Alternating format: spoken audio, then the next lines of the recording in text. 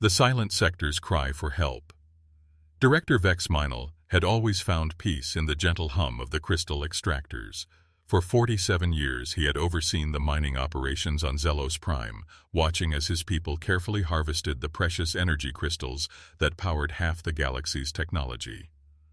The Zelani had built their reputation on patience and precision, never taking more than the planet could give, never rushing the delicate process that nature had perfected over millions of years.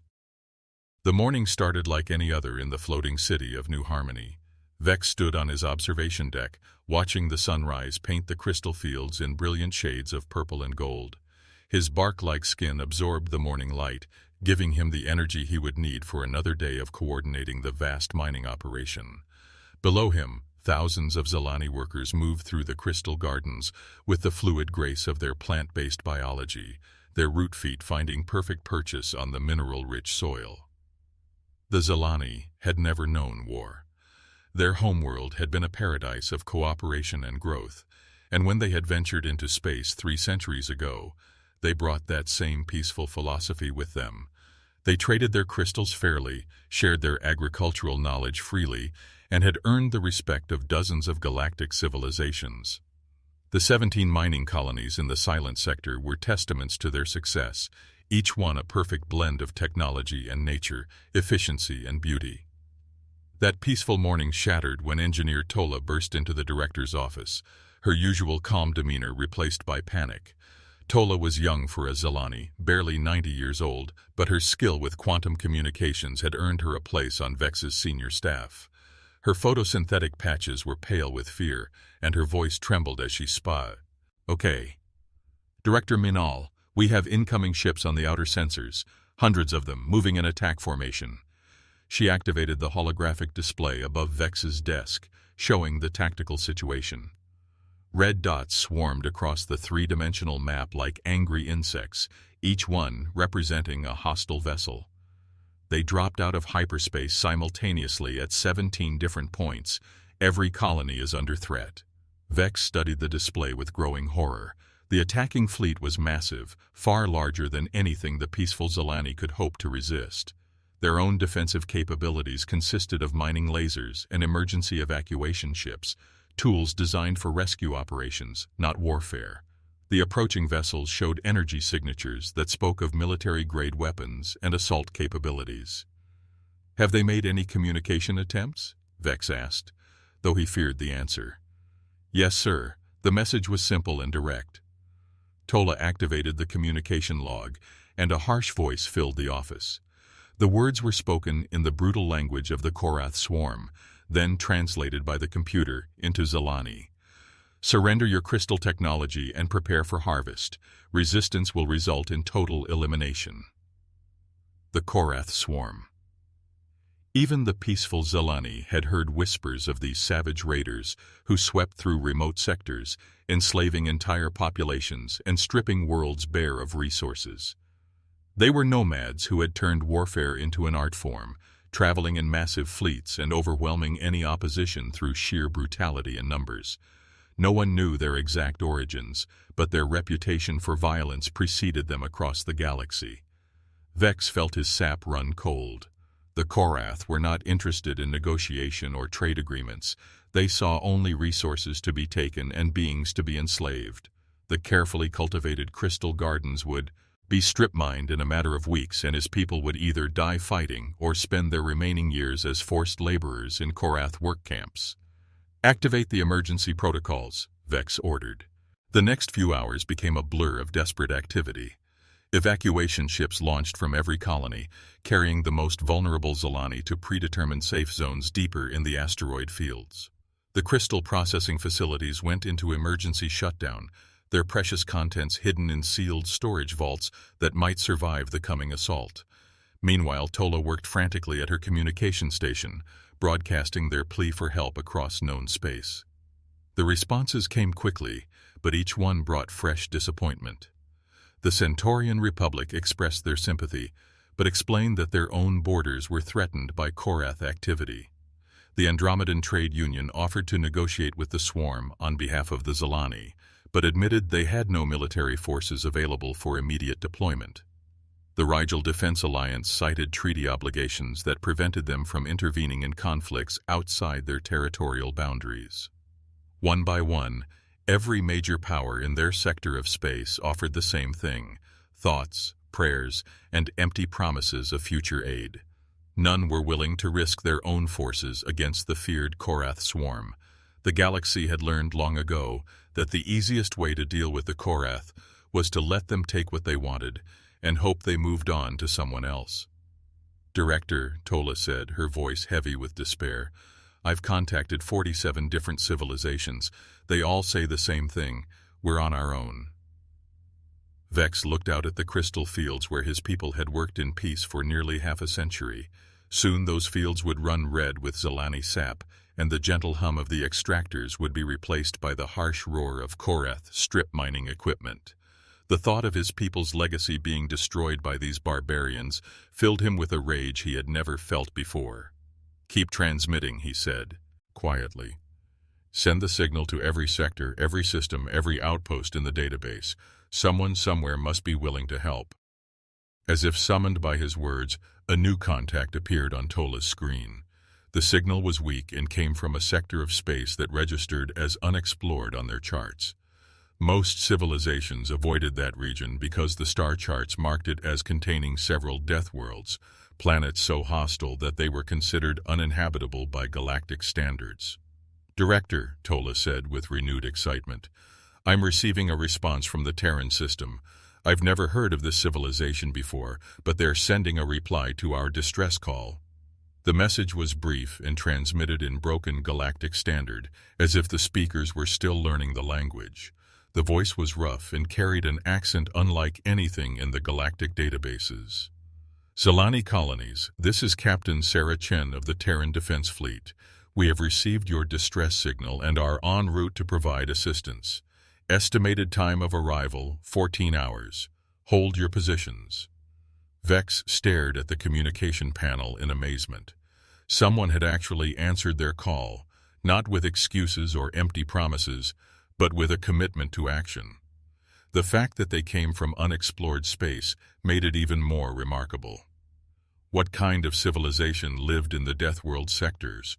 What technology could they possibly possess that would allow them to challenge the Korath swarm?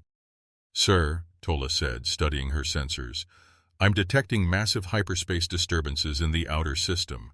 The Korath fleet is beginning its approach. They'll be in weapons range within 6 hours." At the same time, new contacts appeared on the long-range sensors. Ships were dropping out of hyperspace near the edge of the system, but these weren't Korath vessels. The energy signatures were completely different, rougher, more chaotic, as if the ships had been built in a hurry using whatever materials were available. "The Terran fleet is arriving ahead of schedule," Tola reported, her voice filled with wonder. "Director, their ships. I've never seen anything like them. They don't match any known design patterns in our databases." Vex activated the main viewing screen and felt his breath catch in his throat. The arriving human ships looked nothing like the sleek, elegant vessels favored by most galactic civilizations. These craft were angular and aggressive, covered in what appeared to be armor plating and bristling with weapons that jutted out like the spines of some predatory beast. They moved with a purpose and coordination that spoke of serious military training. "Open a channel to the Terran fleet," Vex ordered. The screen flickered and resolved to show the bridge of the lead human vessel. The chamber was stark and functional, with no decoration or artistic touches. Everything was designed for efficiency and durability. The figure who stepped into view was unlike any being Vex had ever encountered. Captain Sarah Chen was tall and lean, with pale skin and dark hair pulled back in a practical style. Her uniform was dark and utilitarian, marked with symbols that meant nothing to the Zilani database. But it was her eyes that caught Vex's attention. They were hard and determined, the eyes of someone who had seen combat and survived. "Director Minal," she said in her rough accent, "I am Captain Chen of the Terran ship Indomitable. We received your distress call and have come to offer assistance."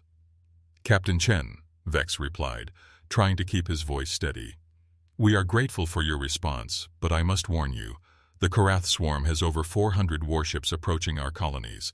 They are known throughout the galaxy for their ruthless tactics and superior firepower. Are you certain you want to engage them? Chen's expression didn't change, but something flickered in her dark eyes. Director, my species didn't come this far to have a conversation with raiders. We came to stop them. Before Vex could respond, the communication system crackled with an incoming transmission from the Korath fleet.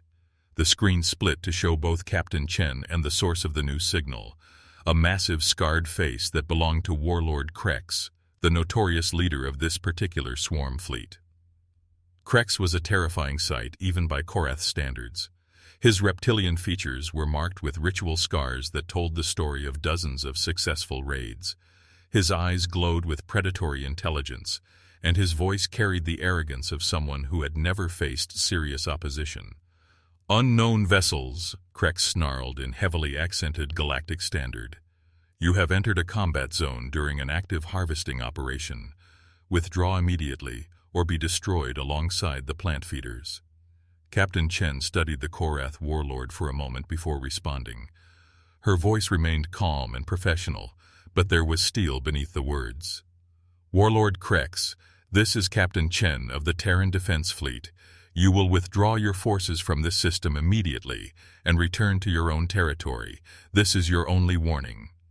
Krex's laugh was a harsh sound that filled the communication channel. "You dare threaten me, primitive? My sensors show your pathetic fleet numbers, less than 60 ships. I command over 400 vessels, each one a masterpiece of war. You are outnumbered 7-1 and outgunned by species that have mastered warfare for millennia." Chen looked directly into the transmission pickup, and something in her expression made even Vex feel a chill run through his photosynthetic system. "Then you should have no difficulty leaving," she replied simply. The Korath warlord's scarred face twisted with rage. "I will give you one final chance, human. That is what you are, isn't it? The legendary Deathworld dwellers that galactic databases mark as primitive and uncontacted. Withdraw now, and I might let your species survive long enough to be useful as slaves."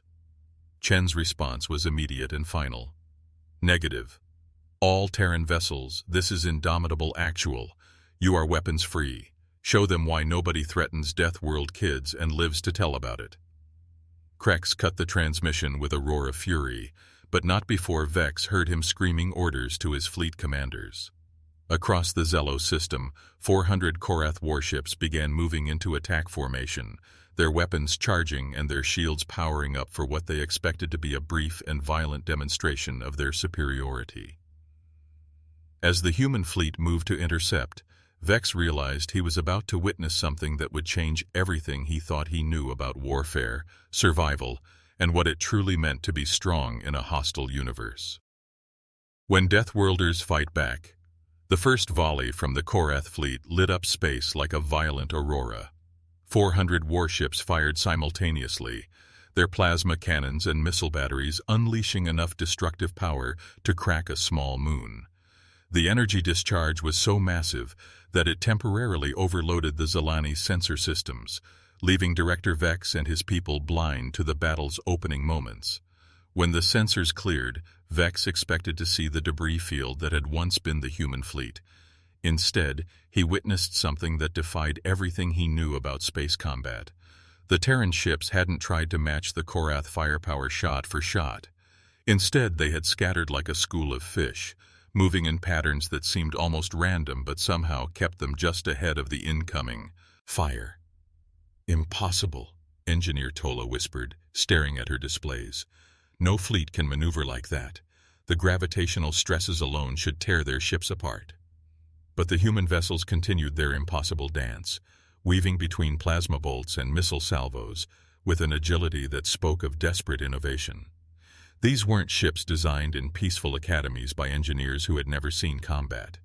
These were vessels built by people who understood that in space, as on their Deathworld home, adaptation meant survival. Captain Chen's voice cut through the chaos on the emergency frequency.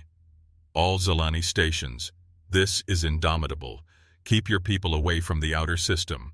We're about to show these raiders why you don't threaten a Deathworlder's friends." Warlord Krex's fury echoed across the Korath command frequency. "Cowards! Stand and fight like warriors, not scurrying insects!" The human response came not in words, but in action. The scattered Terran fleet suddenly reformed into tight attack formations, their seemingly random movements revealing themselves as an elaborate setup. They had used their wild maneuvering to position themselves in the blind spots of the Korath formation, exploiting gaps that the overconfident raiders hadn't bothered to cover. The first human attack was unlike anything in the Galactic military handbooks.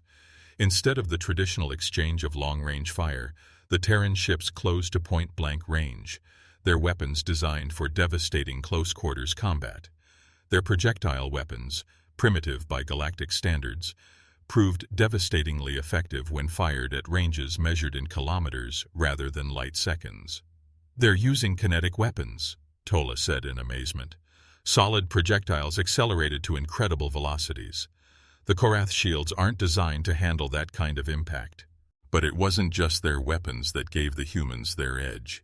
It was their tactics, born from countless generations of survival on a world that had tried to kill them every single day.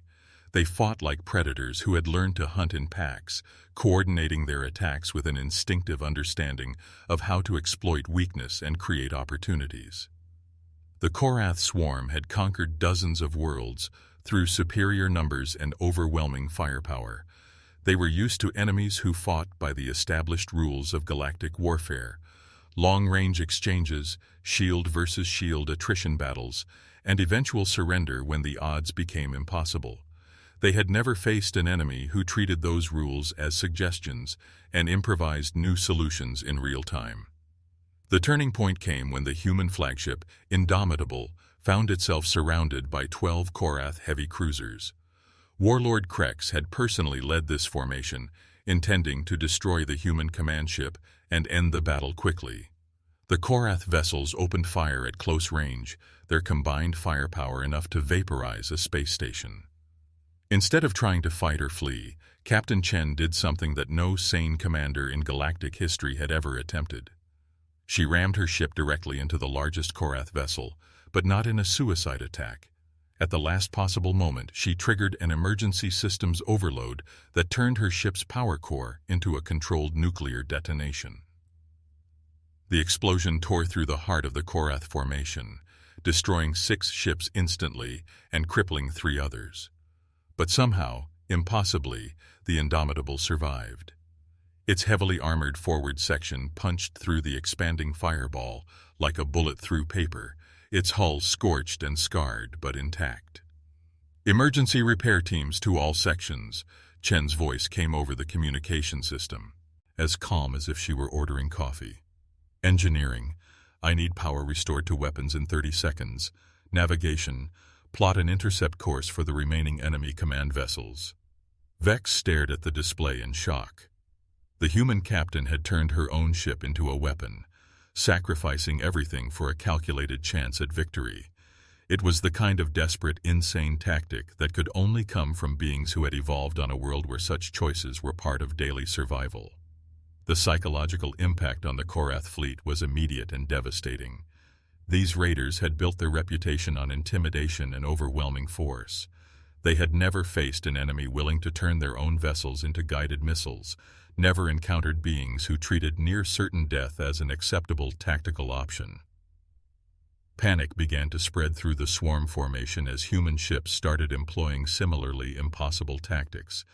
Terran destroyers used their own hull plating as improvised projectile weapons, stripping off armor sections and magnetically accelerating them into enemy vessels.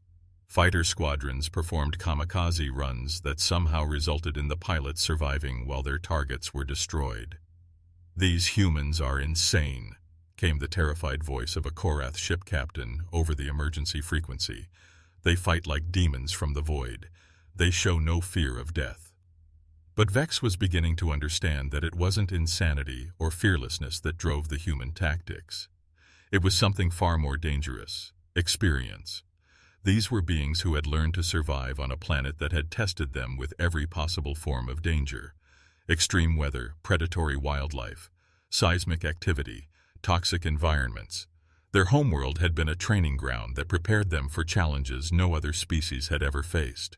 Engineer Tola was monitoring the human communication frequencies, her translation software working overtime to decode their rapid-fire tactical exchanges.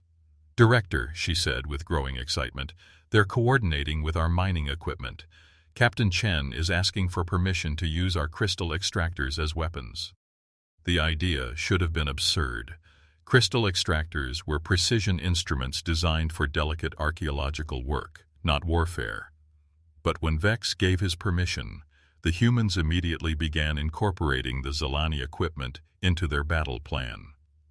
Working with inhuman speed and efficiency, human engineers modified the mining lasers into focused beam weapons. The extractors' gravitational manipulation systems became tractor beam projectors, allowing the Terran fleet to grab Korath ships and fling them into each other like toys. Within minutes, the peaceful tools of Zilani civilization had been transformed into instruments of war. The cooperation between species was remarkable to witness.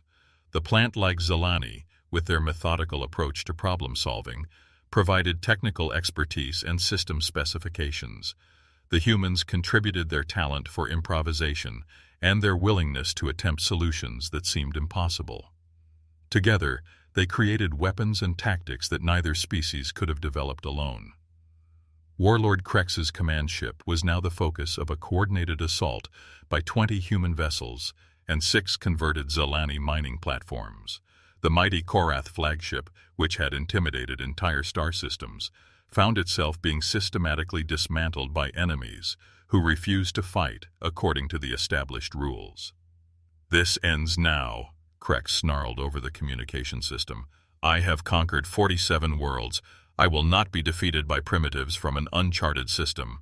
His ship's main cannon charge, to full power, preparing to fire a shot that could crack a planet's crust. But before he could fire, Captain Chen's scarred flagship appeared directly in his path, moving at ramming speed with all weapons blazing. The collision was spectacular. The 2 command ships smashed together in a shower of sparks and debris, their hulls grinding against each other as they locked in a deadly embrace. For several seconds, both vessels poured everything they had into point-blank range combat, their weapons tearing chunks out of each other's armor. When the fire cleared, only one ship remained operational. The Indomitable drifted away from the wreckage of Krex's flagship, her hull breached in a dozen places, but her crew still fighting. The death of their warlord broke the last of the Korath morale, and the surviving raider ships began to flee the system in disorder. "All Korath vessels," came Captain Chen's voice over the emergency frequency. "You have 30 minutes to clear our space. Any ship remaining after that deadline will be destroyed." The retreat became a rout.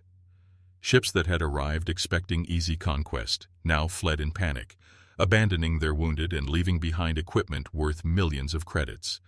Within an hour, the last Korath vessel had jumped to hyperspace, and the Zelos system belonged to its rightful inhabitants once again.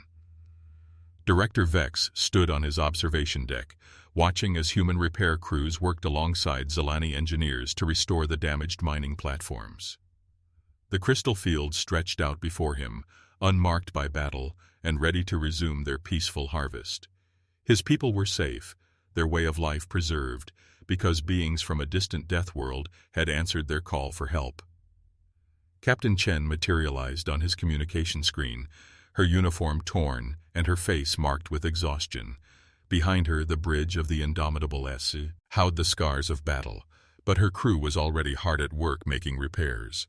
Chen was quiet for a moment, looking out at the crystal fields where Zilani workers were already returning to their tasks.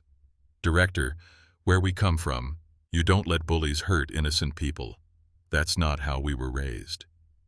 The simple statement carried the weight of an entire philosophy. These humans hadn't come to the Zelos system for profit or political advantage. They had come because it was the right thing to do, because their Deathworld upbringing had taught them that strength existed to protect those who couldn't protect themselves.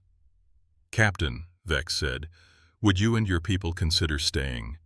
The Zilani have much to learn about surviving in a hostile galaxy, and I believe we have much to offer in return." Chen's smile broadened. "Director, I think that could be arranged. After all, friends should stick together." As the communication ended, Vex realized that something fundamental had changed in their sector of space. The galaxy had learned that there were beings from the Deathworld sectors who couldn't be intimidated or bought off. The Korath swarm and others like them would have to recalculate their plans, knowing that their victims might have powerful allies waiting in the darkness between stars. The age of easy conquest was over. The Deathworlders had arrived and they were ready to fight.